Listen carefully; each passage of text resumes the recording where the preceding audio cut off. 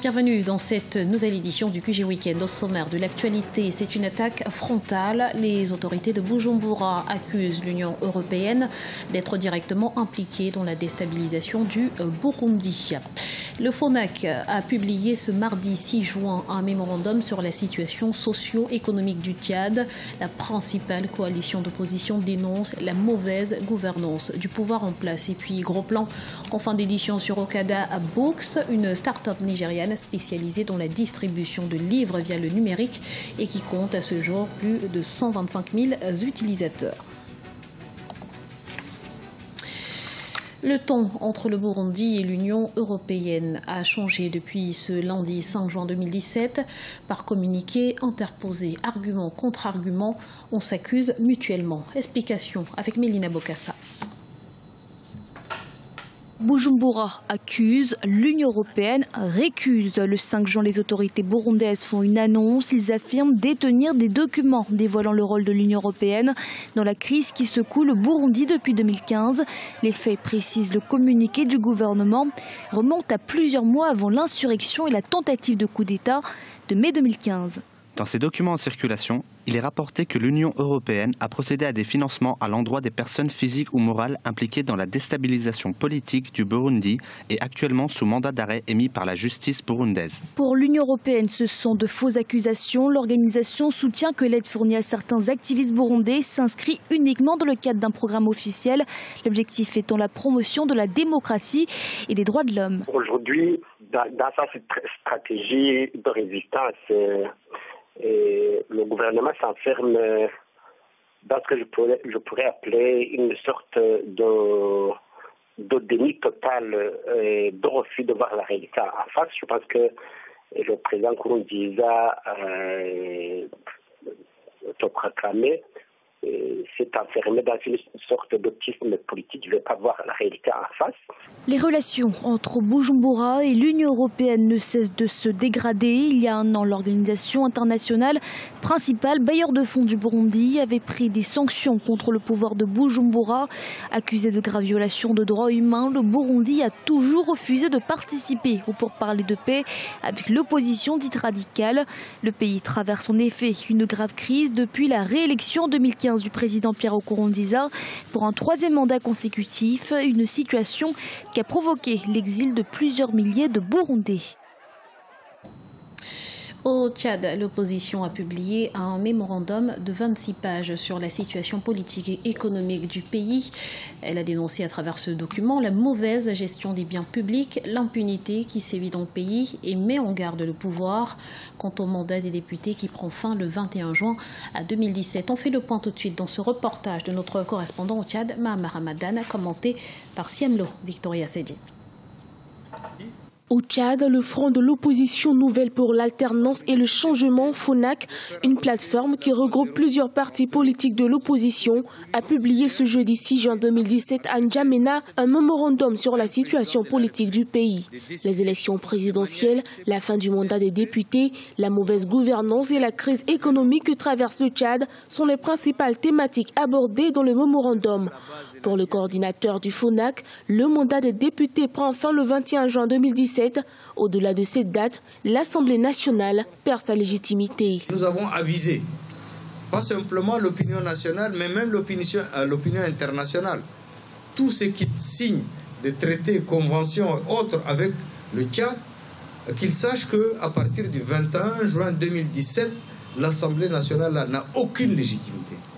La Constitution de la République du Tchad ne lui donne pas le pouvoir de proroger le délai d'une législature. Pour la majorité présidentielle, le mémorandum de l'opposition est une spéculation politique. Elle estime que le pays fait face à une tension de trésorerie et n'est pas financièrement prête pour organiser les élections législatives à la date prévue à cet effet. Une position que partagent certains observateurs de la scène politique et du pays. On veut bien respecter la Constitution, mais tant que vous n'avez pas les moyens, qu'est-ce qu'on peut faire?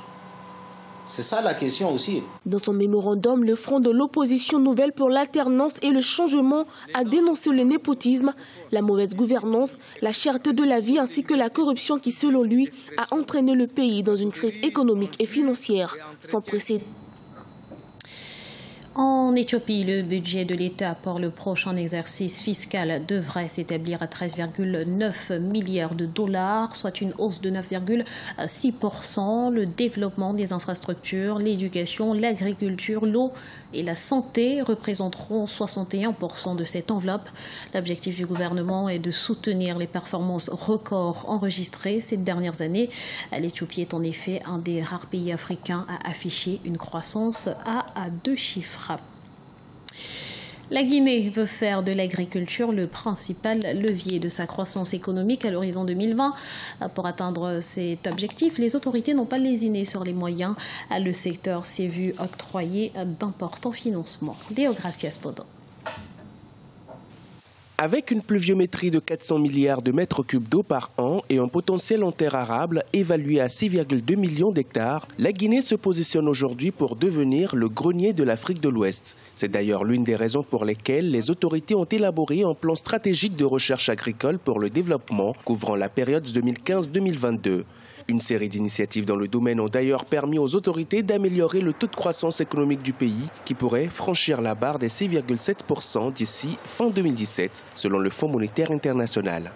La cadence que nous avions n'était pas une cadence pour nous normale, c'était une cadence ralentie.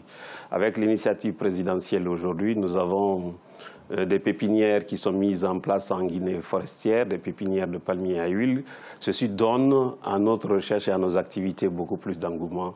Et nous sommes rassurés que dans un proche avenir, tout ce que nous faisons dans ce cadre, dans les différentes régions, tout cela va permettre d'accroître un peu la production guinéenne, l'économie, et contribuer ainsi à l'accroissement des revenus des producteurs et aussi participer à l'économie guinéenne. Aujourd'hui, l'État guinéen dispose d'un outil de recherche performant et reste convaincu que l'avenir de la recherche agricole dépend fortement des nouvelles orientations contenues dans son plan stratégique 2015-2022.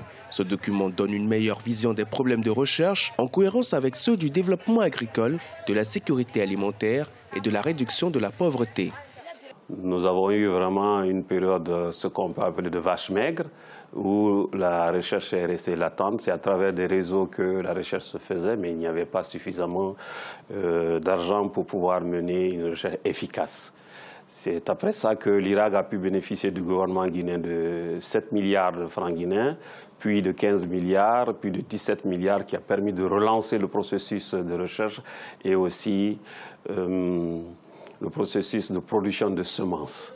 Compte tenu du potentiel du pays, les autorités guinéennes entendent faire de l'agriculture un levier de la croissance économique et de la stabilité sociale d'ici 2025. Le secteur agricole guinéen offre plusieurs opportunités d'investissement rentables et de nombreux exemples de projets agricoles sont en cours d'élaboration. La lecture perd du terrain en Afrique subsaharienne. Face à ce constat, l'e-book, le livre dématérialisé, même s'il n'est pas encore démocratisé, apparaît comme une alternative pour beaucoup. C'est notamment le cas au Nigeria grâce à la start-up Okada Books. Siamlo, Victoria Sédier.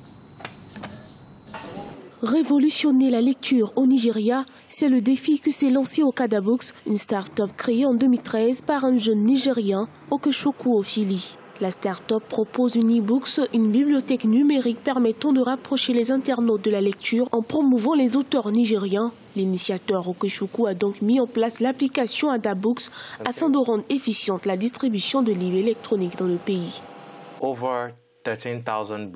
Nous avons plus de 13 000 livres dans notre système. Nous souhaitons que les auteurs nigériens en particulier puissent mettre en ligne leurs livres et les partager avec un grand public. Tout ce que vous avez à faire, c'est de cliquer sur le livre que vous voulez. Vous pouvez alors l'acheter entre 5 000 et 2 000 naira. C'est un processus transparent. Et une fois que vous achetez le livre, nous le téléchargeons afin que vous puissiez le lire.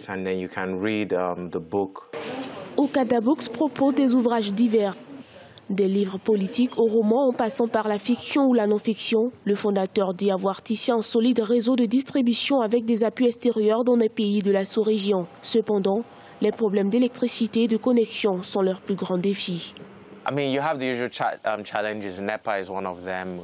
Nous sommes confrontés aux défis habituels, absence d'électricité et une connexion pas très performante. Nous avons une équipe à distance dans les différentes régions du pays. Nous achetons à 1000 naira les livres des auteurs que nous stockons en ligne. Nous essayons toujours de convaincre les auteurs parce qu'ils ont beaucoup à gagner.